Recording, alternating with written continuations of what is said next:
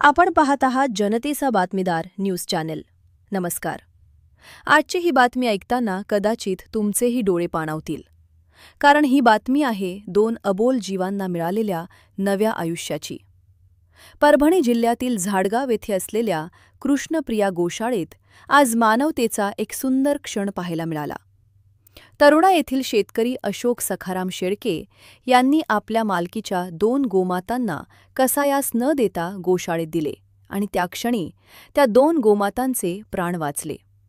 बोलता येत नाही, वेदना सांगता येत नाही, पण डोळ्यांतून कृतज्ञता व्यक्त करणाऱ्या त्या अबोल जीवांसाठी आजचा दिवस म्हणजे पुनर्जन्मच होता.